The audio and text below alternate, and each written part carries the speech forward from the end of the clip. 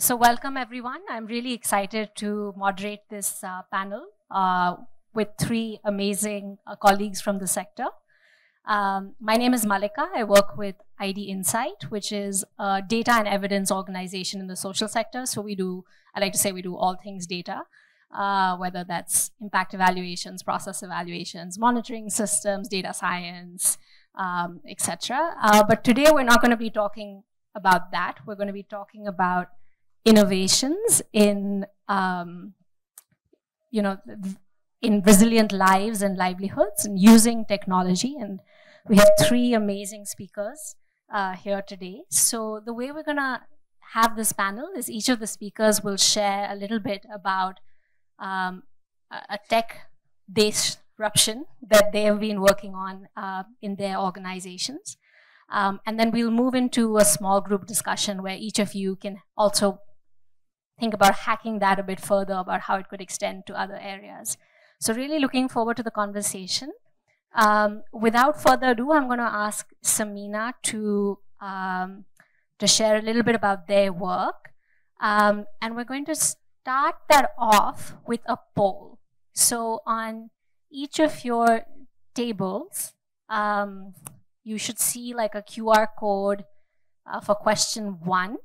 If you scan that, it'll take you to a poll on your phone. And we just ask if you're on Wi-Fi, you should use your mobile data because everyone's IP address can't be the same. So just using your mobile data, if you scan the QR code, you'll see a question. Answer the question. The question is related to apprenticeships, which is going to be what Samina is talking about. So let's take a minute to do that. Okay, so hopefully everyone had a chance to fill that poll. And as you would have seen, the question is really about how many people have benefited from the apprenticeship program that the government is running. And Samina is the founder and CEO of the RightWalk Foundation, a nonprofit that is committed to building an equitable, inclusive, and just society. She is an alumna of IIM Bangalore and has won numerous accolades like being an Ashoka Fellow and Acumen Fellow, amongst others. But today she's going to talk about RightWalk's work with the National Apprenticeship Promotion Scheme, both the national and the UP state government Chief Minister's Apprenticeship Promotion Scheme, and the work they've been doing using technology to help the government better manage that scheme to enable more youth to access apprenticeships and therefore better livelihoods through that platform. So Samina, over to you. Thank you very much, Mallika. And I think she has already given some basic introduction. So like she already said, we try to solve social problems through public policy. And we pick public policies that we believe has a very high potential in changing lives. So right to education and apprenticeship scheme we believed were very powerful policies, and we started working on those. Now this slide basically talks about how to change society or how to make social change through technology. When we are talking about technology and we are talking about the bottoms of the pyramid, in that case, you cannot be speaking about deep tech, AI, ML, which is great. I mean, you need to have that. But what we have learned, you have to keep your technology very simple. And the real challenge is not really developing technology, it's actually making that technology be adopted by people, making that technology be used by people, and bring about real change. So technology is just science, but making it solve difficult problems is an art. And what we do is bring art into technology. So after building any technology platform, it takes real effort in actually bringing all the stakeholders on board, explaining them why this needs to be used, and making sure that technology is extremely simple, easy to use, easy to understand. And that is the core part of working in any social change program, especially with government, and especially if you are using technology to disrupt it.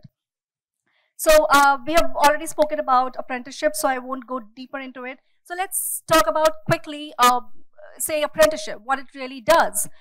Every organization is supposed to be hiring apprentices from 2.5% to 15% of the manpower. You have this policy in place, but then there were several challenges. This is a central level policy, NAPS, and there is a state level counterpart as well, which is a top-up policy, which incentivizes these establishments by giving them extra 1,000 rupees per apprentice. So you are getting 1,500 from central government, 1,000 rupees from state government, 2,500 rupees per apprentice per month is being given to you as an incentive. But it is on paper. How to make it happen? What are the real challenges? How do I track progress? There is no dashboard. Like government, even if it wants to make it happen, it doesn't know what's really going on. They don't have data. They don't have information. Where do I register grievance? If I'm an apprentice and I'm facing problem in a company, what do I do? Where do I file my grievance? Where do I track my apprentice and how do I evaluate if apprenticeship is really helping them? Reimbursement. I'm a company, I've hired apprentices and I want to apply for reimbursement. Where do I go? What is the process? Can it be automated? These were the challenges we were facing. And I'm an apprentice, I completed my apprenticeship. What do I do next? Where do I go for jobs? So again, there was no dedicated job portal for them.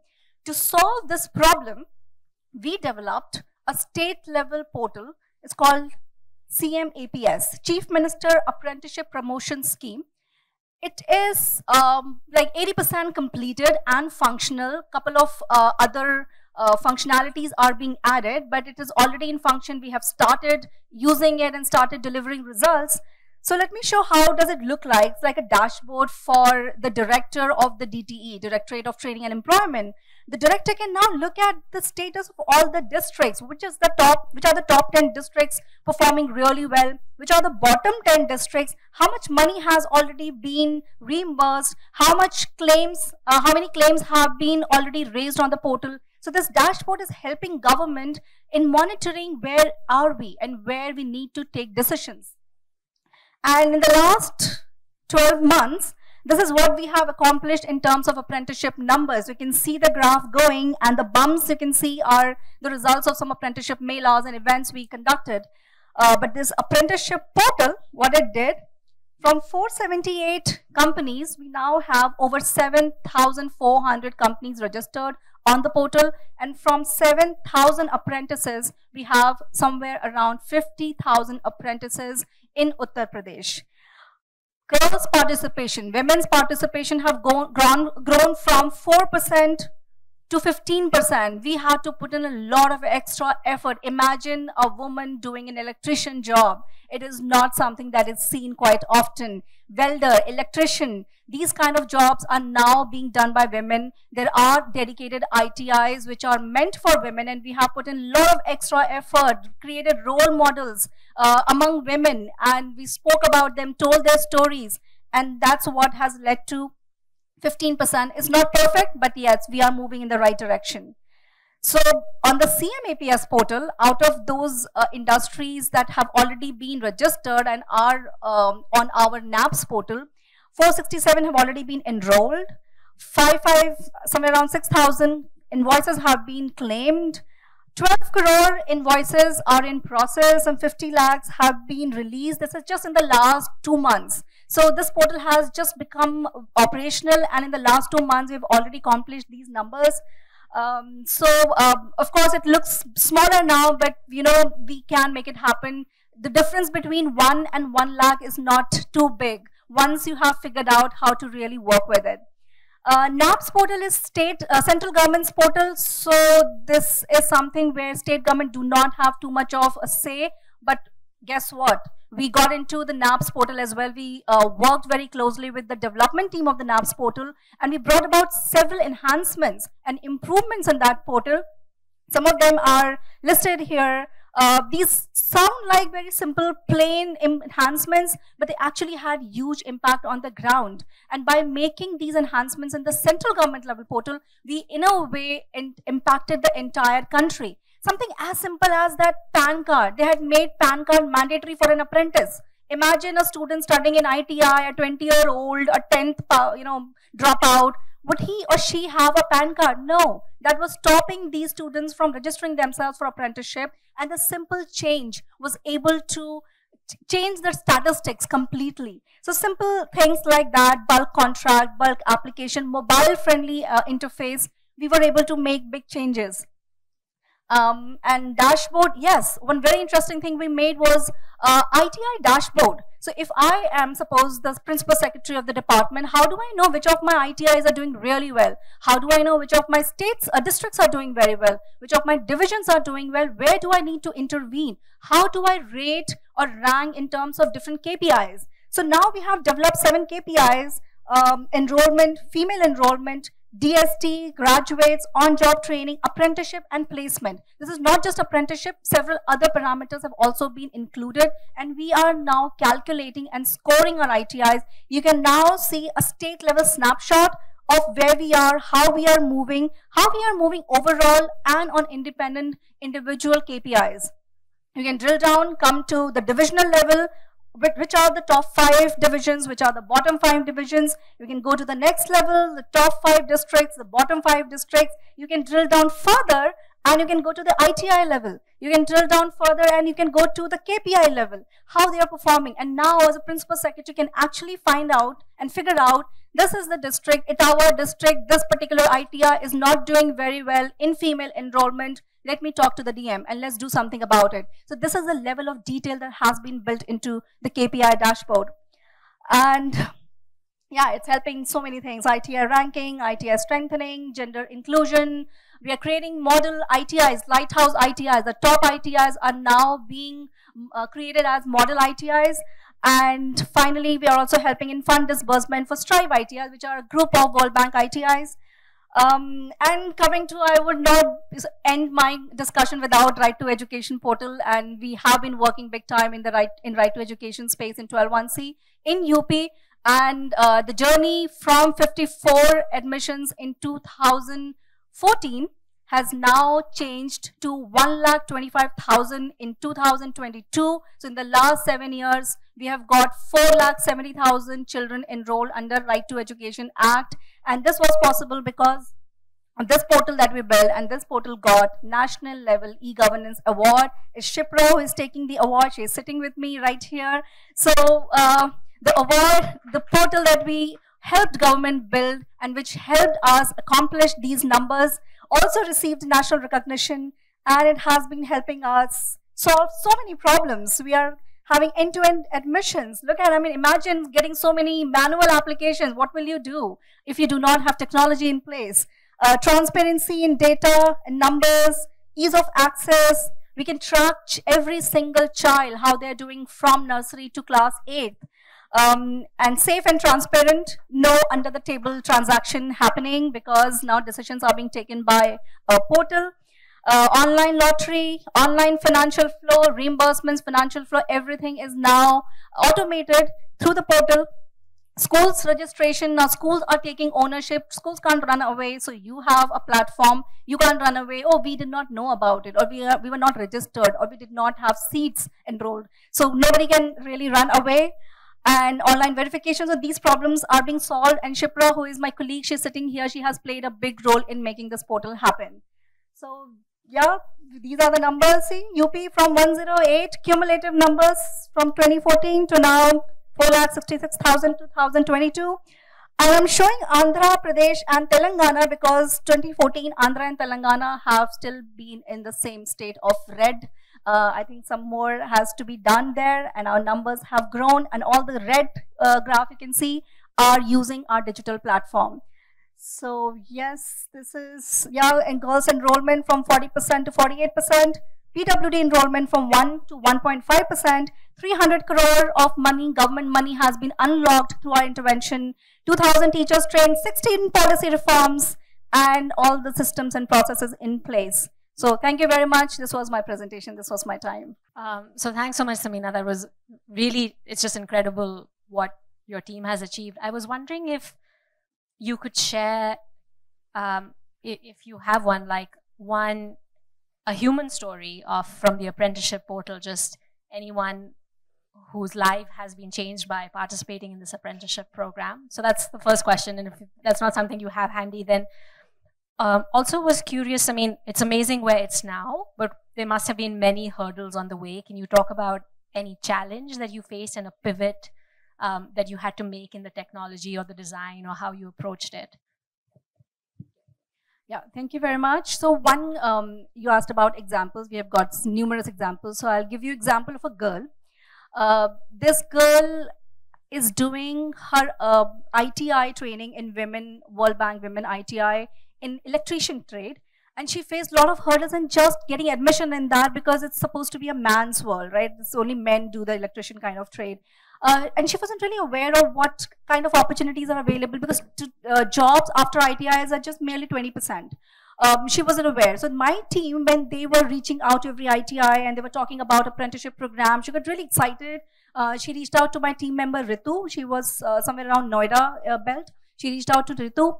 And we showed her, like, this is the portal, this is how you can register yourself. And so many times they did not even have mobile phones.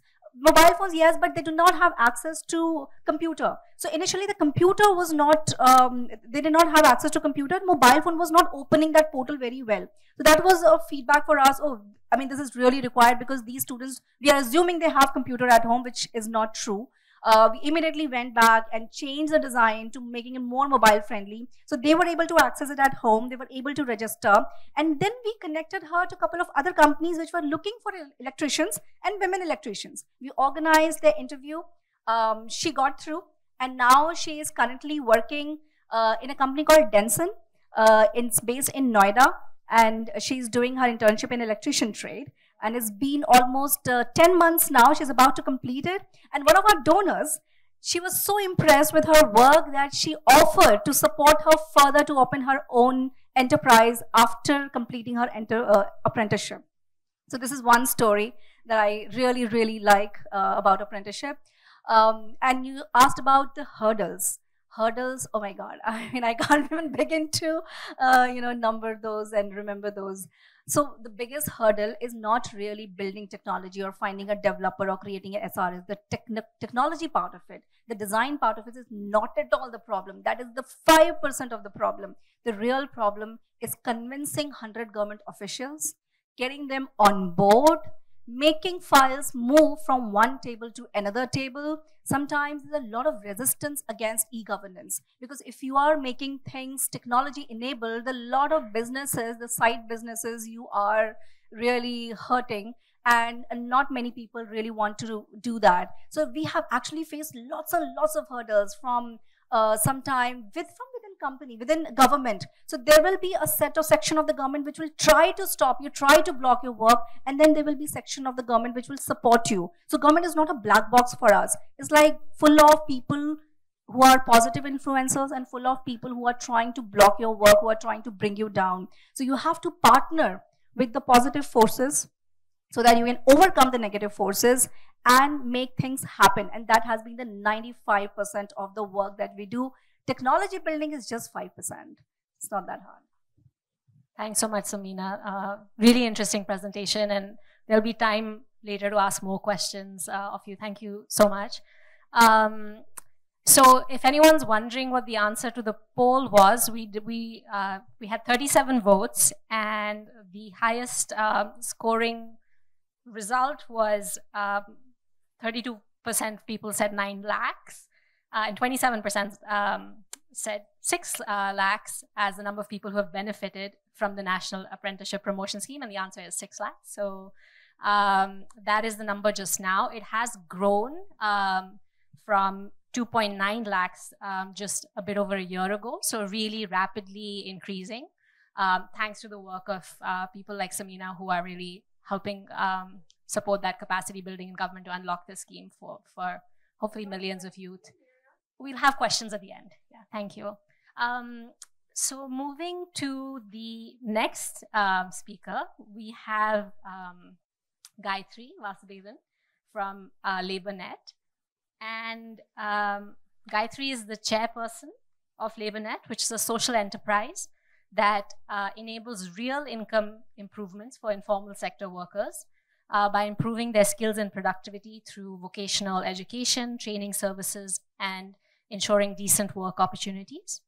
LabourNet also provides financial education, social protection, and welfare services to unorganized workers and markets their services to customers. Gayathri has a PhD in development economics and international development and was at the ILO for many years. Today, Gayathri will be talking about a platform that LabourNet has built called Sahi, amongst some of their other amazing work. Sahi is an AI-assisted on-demand task fulfillment platform for businesses, and it has the technological infrastructure to upskill, reskill, and certify job seekers across 12,000 PIN codes. It's India's largest pool of verified skill-mapped workers. So really exciting innovation that could really help ensure resilient livelihoods for many, many youth. Before we go into Gayathri's talk, we will have another poll. So if you want to scan question 2 on your phones, the question is, how many workers does the platform-based gig economy engage in India? So if you want to answer that on your... Okay, hopefully everyone has had a chance to answer the question. We have got 23 votes in, and 30% voted for 37 lakh.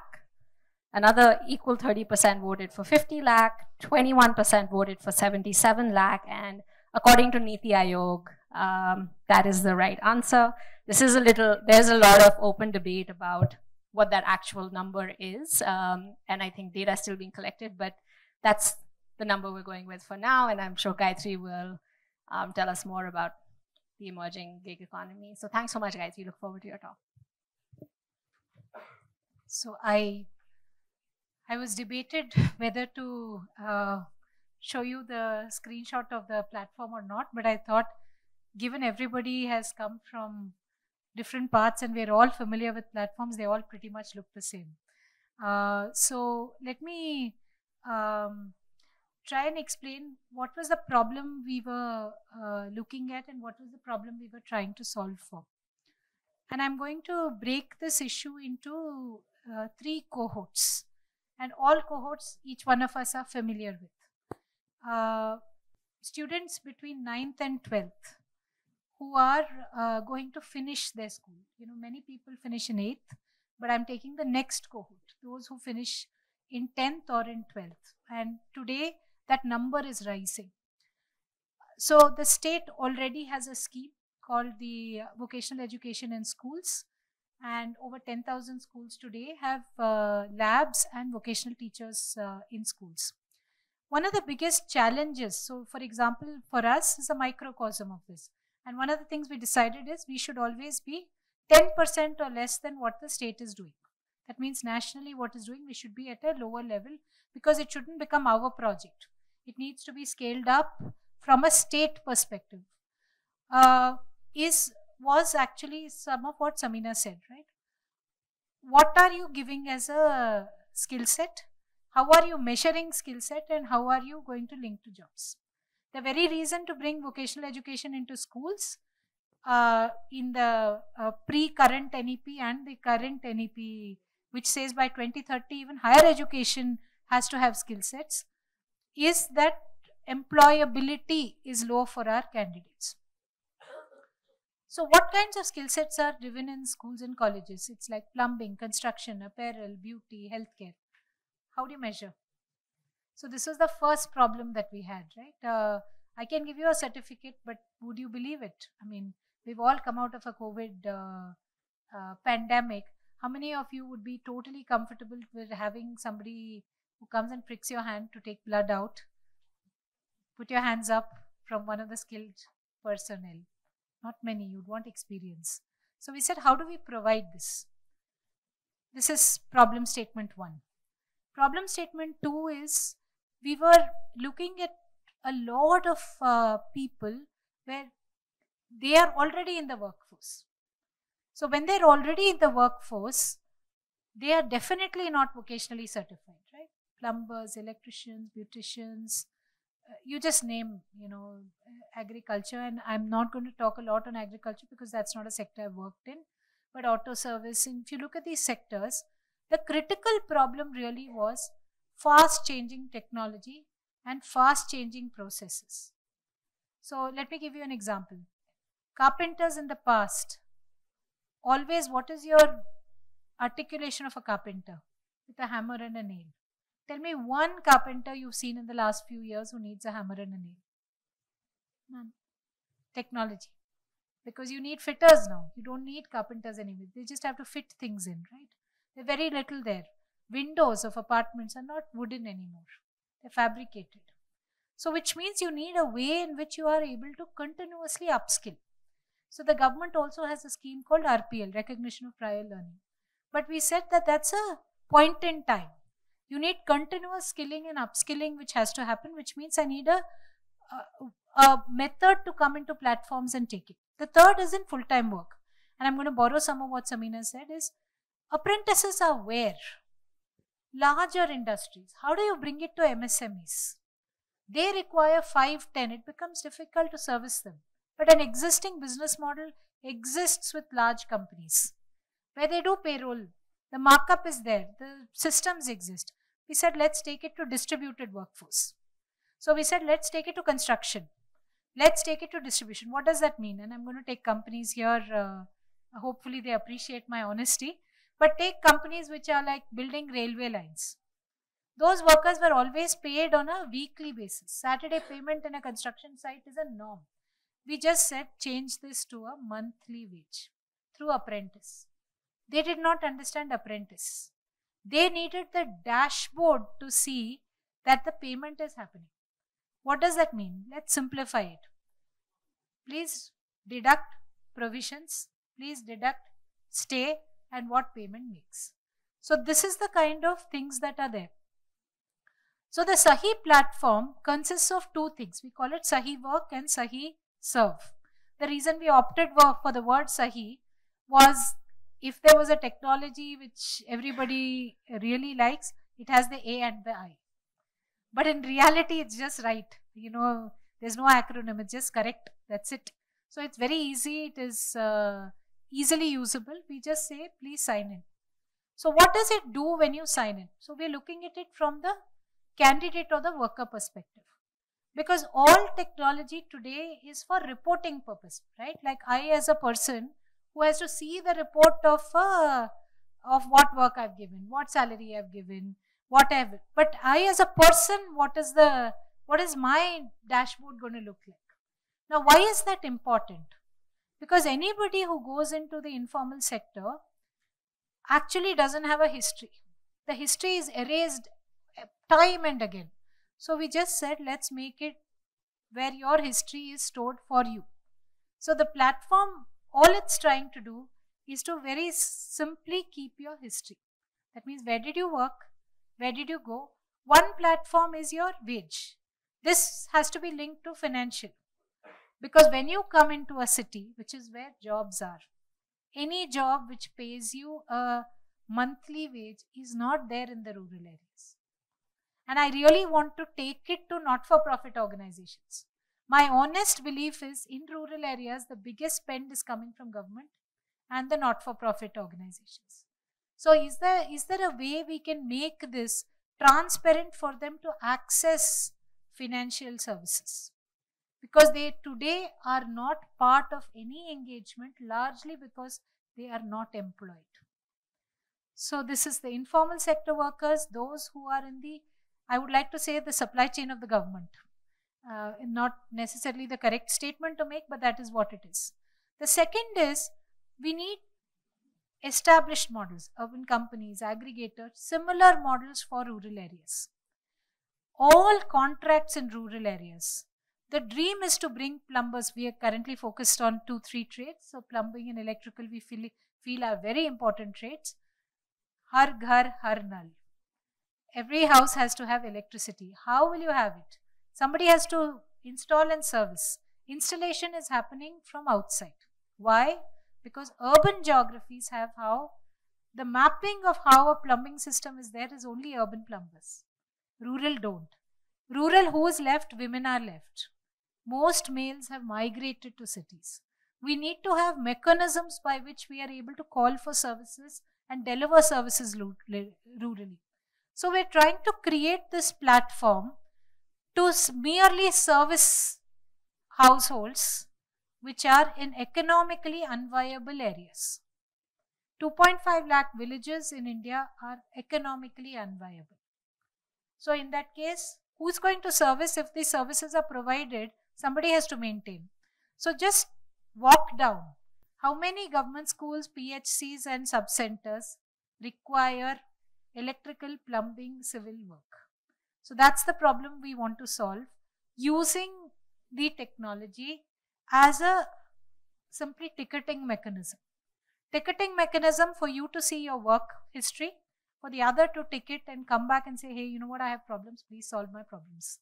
And somebody needs to be linked and ensure that's the solution. So Sahi is that platform that we are creating, and we are bringing it to the doorstep. But what we've realized is customer acquisition for us is actually state acquisition, because vendors are the state. So how do we actually transform them to use it to say there is a problem? Because everybody has a maintenance budget. This over time we want to bring to other ones. Unfortunately or fortunately, the COVID meant that sanitization was our largest pickup. So we had almost 3,000 people come into the platform, use it regularly simply to say, come and sanitize my COVID homes.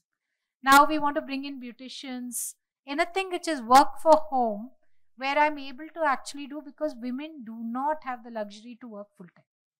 And that's my honest opinion, is that we are pushing a lot of burden without creating support structures for them. We would like them to work 12 hours, but who's going to look after the children? Is it economically viable for them to leave their children? Either we have full day daycare and therefore some other woman works for there. We need to create that. So Sahi is trying to create that balanced infrastructure for people to earn and have a history of work, their certification of learning, because they learn consistently. The poor learn faster than us, much faster than us. We acquire certification faster than them. Can we bridge the gap between certification and learning? Can we bridge the gap between earning and history of earning? I think that's what we're attempting to do.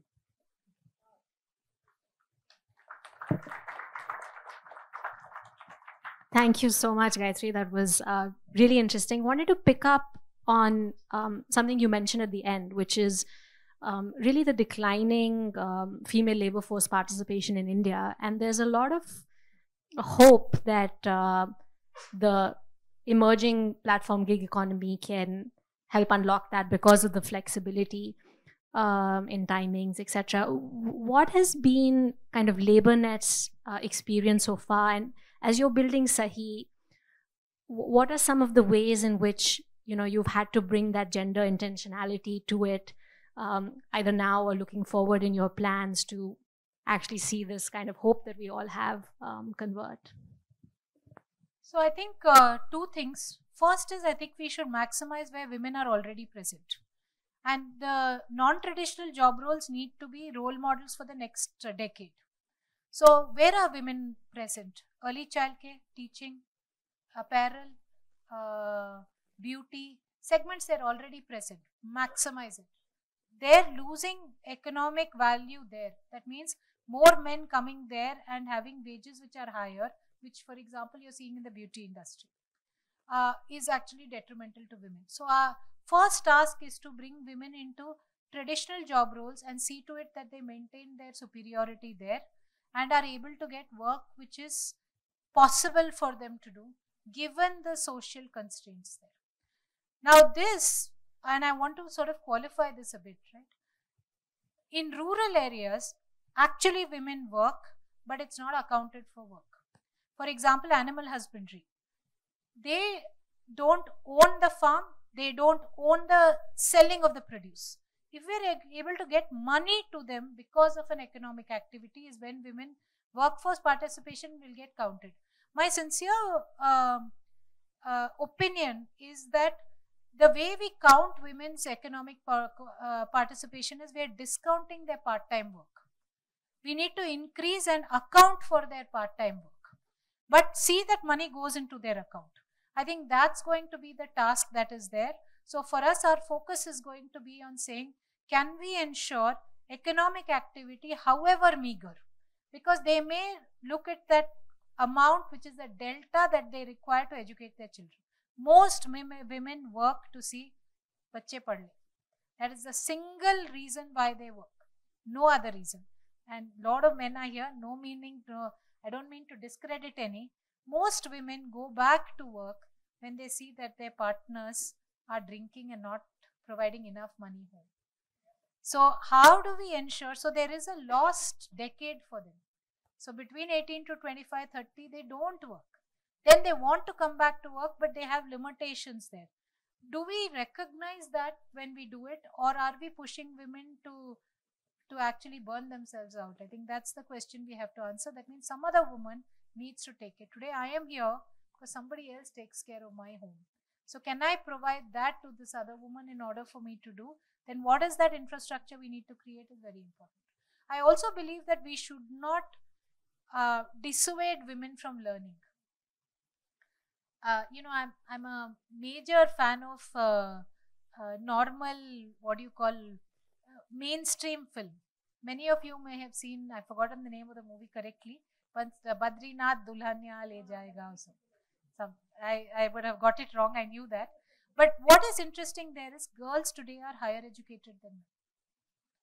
But they are not economically contributing according to GDP. How do we change that? Is going to be by allowing girls to continue to learn. Today, all our policies are saying, if they don't work, please don't bring them into training centers. Don't bring them into learning. I think that we need to stop, because one decade, we need to bring them into more and more learning so that the next generation changes. It is not going to be a single change generation. So I think work, learning, digital history of work, digital history of learning and certification is going to be a change for a woman. Thank you so much, Gayathri. Thank you so much. I'd like to now invite our third digital maverick, Tarun.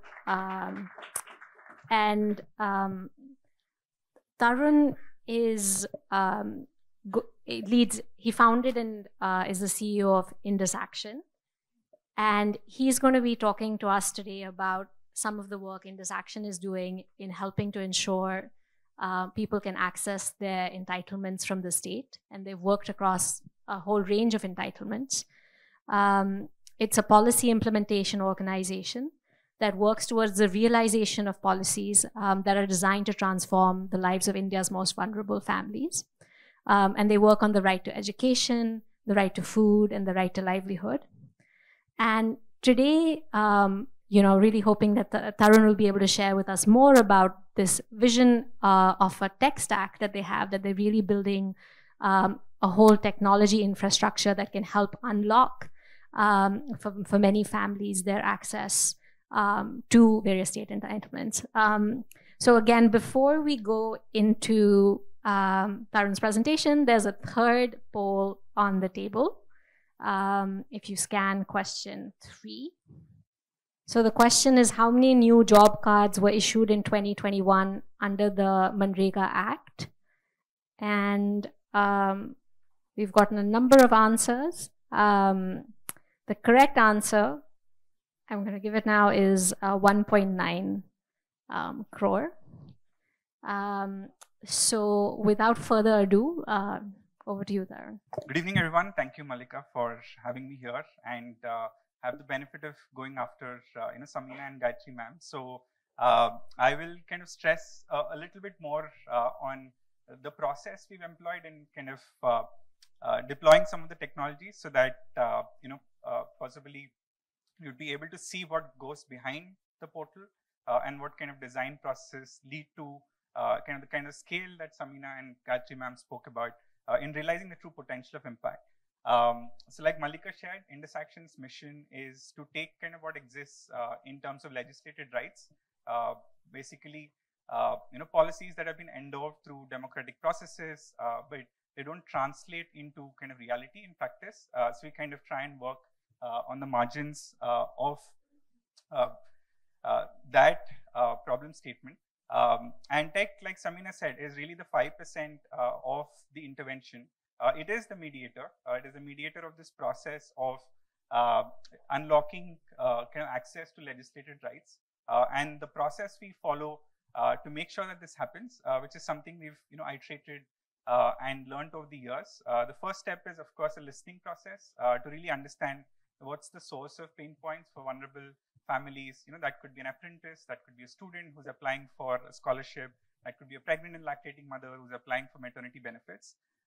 So this involves not just understanding the need from the point of view of the citizen, but also understanding the needs from the point of what exists within the department on the government side, because a lot of times the technology, like Samina emphasized, is not necessarily high-tech in terms of the stack. It possibly is a lot of times, HTML, Java, like possibly low-tech in terms of the complexity of the stack, but it's really high risk in terms of the public value and the public impact.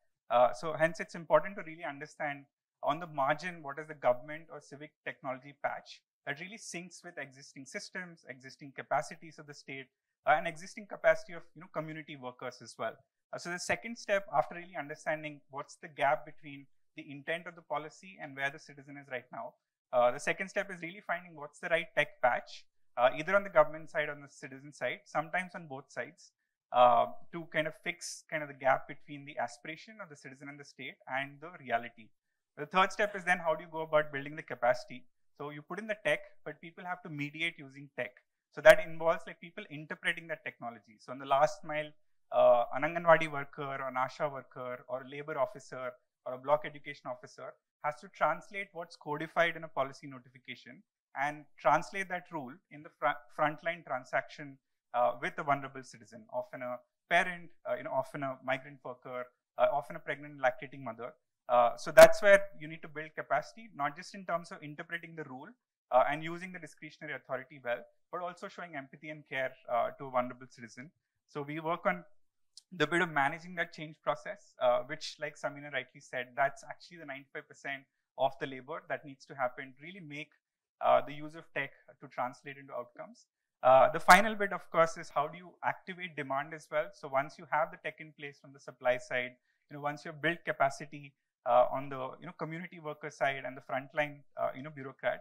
So how do you do campaigns to make sure that citizens who are actually entitled to these benefits are aware, are able to kind of put the demand side pressure on these systems. Systems can only kind of be resilient if they're pressure tested. So do kind of active campaigns to make sure that people who are actually entitled to this receive the benefit. And then, of course, the last bit is actually the iterative improvement process, which is you track families to make sure that has actually received of some of these benefits, then translated into developmental outcomes. So first is, of course, getting access to a scholarship or DBTs, etc. But does the DBT of, say, securing a maternity benefit, does it lead to long-term investments in, nutritional choices that the family is making? Does it translate into actually nutritional outcomes? Likewise, does school admission in a private school or a high-quality school, does it translate into learning outcomes? And then just to put that gap back into the process, and kind of then you iterate once again. The reason I chose the word patches is I think what a lot of the problem statements that we work on don't necessarily require high funder platforms and portals. It's really kind of the patches in the margin. So the technology term for patch is like you use existing code, but you kind of patch it on the margin. And this is borrowed from Rajesh Veeraraghavan's book on tracking Manrega called Patching Development. So behind every tech choice we make on how to design that patch, we try and kind of deploy 4 principles, and I'm going to stress on this a little bit. The first one in our work is not to focus on many moments. Obviously, vulnerable families have many vulnerable moments. So the principle we employ is what are moments that matter. So I'm going to explain this a little bit in the next slide as well. So the moments that matter that we've chosen is one, of course, childbirth. Both the mother and child are at risk of mortality. Then transition into school. The entry into school is the first possible opportunity for significant social mobility for the child. The third, like Gayathri ma'am stressed on, is transition in and out of the workforce. The fourth is transition into kind of pension schemes or the pension group. So the most vulnerable citizens are eligible for pension. This is senior citizens, person with disabilities, single widows, sometimes particularly vulnerable tribal groups. And the last moment that matters is health shocks. Often, like, health shocks lead to 40% loss of income and family savings. So these are 4 moments that matter.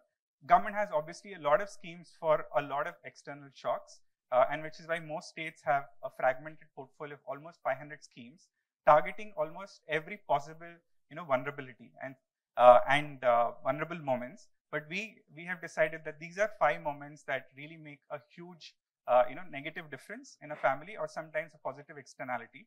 How do we make sure that what's already entitled to the family in these 4 or 5 moments that matter are delivered from the state, and the family is also able to access the minimum amount of social protection in these moments that matter. The second is to solve the problem only once. What we mean by this is there's a lot of good open source code that already exists. So a lot of times what you have to do is patch on the code that already exists. Like Samina rightly said, we worked on RT12C as well. And between both the organizations, there is open source code now for any new state. So in fact, as you said, AP just notified RT12C yesterday in the past. So now AP government doesn't need to look further. It can look at UP's code, it can look at Uttarakhand's code. Ideally, I think, there are so many complex problems in India. We shouldn't be doing this business of every state trying to do their code from scratch. And so what we try and do is open source on Apache or MIT license, which is basically a permissive license for anybody who obviously looks at a code to use it, the entire source code, like an NIC or whoever is a tech vendor of the state, to replicate the code in their context. So what this means at a design level is when you write the first line, so you think about not solving the problem just in the immediate context, but you actually think about solving the problem in the nth context as well. How can I make my code modular so that this can apply not just to state 1, but actually all the states and union territories. The third, which is in our line of work, I think the key transaction is what happens between the frontline officer and the vulnerable citizen. And often that's where the greatest pain point is, because the number of transactions required to realize one entitlement is typically 10 transactions. So for me to get, say, a school admission under RTE or a maternity benefit under any maternity benefit scheme, I as a citizen am engaging 10 times with a state frontline official, right? And oftentimes, we did the math on this as well. If I'm a construction worker, I spend about on average 2,000 rupees to secure a DBT of 5,000 rupees, and often spending 10 working days spending 2,000 rupees to eventually get like 5,000 rupees. And the conversion rate sometimes is the odds of me getting that 5,000 are maybe 1 in 2. So even if I went through the whole process of spending 2,000 rupees, I might not get 5,000 rupees. So that's the third principle. In everything that we do, how are we keeping the metrics of reducing administrative burden? So once again, this is 2 Georgetown professors who've codified what administrative burden is. I'll speak a little bit more about that. The last, of course, needs to be said. This is public data, and like a lot of GovTech is actually low tech, but really high risk, because once again, in this relationship between citizen and state, what is paramount that every citizen believes that the information that they're sharing is going to be used in public interest. It's not going to be leveraged for private interest. And so the last and final important principle, which is really important, is how a social registry is being built, and how are safeguards being enabled to make sure that the data that is being shared by citizens is held safely. So we've built a bunch of GovTech and civic tech, not largely by ourselves. We've taken a lot of help of IT vendors as well. We work very closely with NIC departments in different states. So I'm not going to stress on each of the solutions, but I'm going to deep dive into one case study. So here I'm just going to stress on the 3 moments that I mentioned. So what's good about our existing social protection architecture is for each of the moments that matter, there's almost a legislated right, and there's also a state level scheme. So there already exists actually public monies, which can be realized for people who are vulnerable in these moments. So I'll just take one example of BOCW, the work in fact we're doing with the Delhi government, with Delhi Dialogue Commission, and with ID Insight and a host of other partners. Just to set context, Building and Other Construction Workers Act was passed in '96, and it's been in vogue for the last 25 odd years. The cess collected from the workers and construction companies goes to the tune of about 40,000 crores. I've already put up a slide, but any guesses on how much of that money has reached construction workers? So just one quick poll. You can shout out an answer. 20%, 30%, 5%. So clearly, so this is Delhi's case. So about 10,000 crores has been spent, and most of that money was spent by one state, Kerala. So a large majority of the state, 30,000 crores that have been collected. So, and Delhi also realized this scenario, and this was a problem we didn't discover. So Delhi Dialogue Commission was reflecting on this problem statement, and they reached out to us. The estimate is almost 10 lakh or 1 million construction workers build Delhi on a day-to-day basis. The city we're living in, and we're going through every day. By the time you go through the process of registration, securing your job card, and submitting your application for welfare claims, so every construction worker's family, once you get a job card, is entitled to about 14 entitlements, across the entire life cycle, right from childbirth to education scholarships to job tools to insurance, death and disability allowance. So all significant numbers. But when it comes to the number of people who actually secure the claims, it's often less than 5%. So this was the baseline, and the government really wanted to kind of change the status quo. And the Deputy CM had taken over the Labour Department when we had started to understand what's happening that's kind of leading to such a big drop in the conversion funnel from the people who were eligible, and monies already existed. 3,000 crores was what Delhi government already had collected over the last 25 years so money or public finances weren't a problem. And one of the things we did initially was to really understand how many transactions does it take for a construction worker to get to the application form. And we realized that it takes about 5 pages to get to the registration form, and it takes about 45 minutes to fill the registration form. And then if you're unlucky with your internet connection, so you might not be able to fill it in the first go. So this is the first kind of structure. There was an online portal, but the transaction costs were too high, and this often led to construction workers spending close to 2,000 rupees, like I said, on average, to get their application through. This is not even a welfare claim. So what we and like I said, there are a host of benefits across each stage of the life cycle of the construction workers' family. So one of the things we've tried to do as we work with the government and with the IT vendor that the government had chosen is to actually put down the citizen user metrics as a form of success or as a metric of success. So typically most government portals tend to have vanity metrics, which is how many clicks did we get, how many people visited our website, and you see really big numbers, which you can't put your brains around. Like, what does it mean if 1 lakh people kind of, saw this, clicked on this website? So one of the changes we've tried to make is actually get down to the brass tacks of how many clicks does it take for a construction worker to get to the registration page. So the idea was to get it in a single or 2 clicks. So that was the first one. And can we reduce the form filling time by using existing information to bring it down to less than 30 minutes, a saving of about 20 minutes? Can we make sure that the construction worker spends less than 200 rupees, down from 2,000 to at least 200? And this is often required right now in the current process. So this 200 rupees is required for an additional travel to submit the registration fee of 25 rupees at Labour office. So there are 7 Labour offices in Delhi. So I have to spend 100 to 200 rupees in my transport to actually make a payment of 25, which we're trying to change on the new portal with a payment gateway, so that they don't have to spend this additional 200 rupees on average for travel. And kind of additional travels for claim verification to district offices, and also track the service level agreements of the time from the time you are aware about this to the time you actually secure the claim. Can we achieve that in 30 days? When we started, like you've seen, the average number of claims that passed were less than 5%, and typically for the last 2-3 years, a lot of claims weren't passed.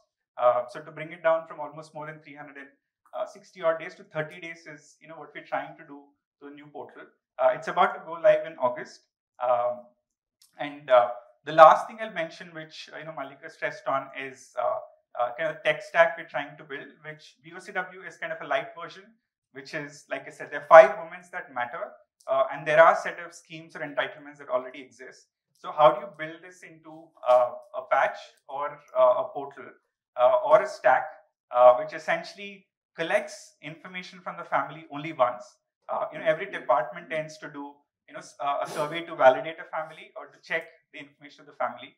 So the idea is to do a minimum eligibility survey, where in the least amount of time, with the least number of data fields, you get the sufficient amount of information required to determine if a family is eligible for the top 5 to 10 schemes. And then you put it through an eligibility engine, which ID Insight has been helping us build. It throws out an output of what are the top 5 to 10 schemes this particular family is eligible for, and then you do a case management process, using standard CMS systems and with an interface with either helplines or chatbots to make sure that each of these entitlements is followed through to receipt. So that's the stack we're trying to build, and hopefully we'll solve it only once, and then it will be open source for governments to pick up and follow through. So the first use case for that will be in the BOCW portal, which we'll test out in the next couple of months. Just to close out, so I think if there's one recommendation, I have to put to each of the stakeholders in the collective, from a Samaj perspective, I think what civil society can do is what we've seen a great illustration from RightWalk Foundation and LabourNet is we stand at a point where we understand citizens' user pain points so very sharply and very succinctly, and we have the opportunity to translate that, not just literally translate the grievances, but actually translate that then into tech, policy and process. So that is actually what the capacity that is required by the state. So they are aware of what the grievances are, what they're requiring from civil societies. Who's going to translate that into what is the notification I need to sign off on? What's the tech patch I need to sign off on? Or what's the policy I need to amend or modify? So that's kind of one takeaway for Samaj. For Sarkar, I think what would be great is if we move from vanity metrics to brass tacks metrics, can we actually every time, next time all of you use an income tax portal or any government portal, if in your head if you can say how many transactions did I take or how much time did I spend to get to the endpoint of what the desired objective of that portal is, I think it'll just help us make better use of our public monies. And yes, if you can solve the problem only once, and NIC, if it opens up to share its code with each of its counterparts in states, that will open up a lot of free capacity. Finally, on Bazaar, the one point I mentioned, and Gayathri ma'am mentioned this as well, that some of the private organizations do have very good social registries, and because they work on narrower problems, they have sharper tech stacks. And we've seen this in our work with Uber in trying to target children of drivers who are eligible under RTE, and they have really good hyperlocal geomapping technologies.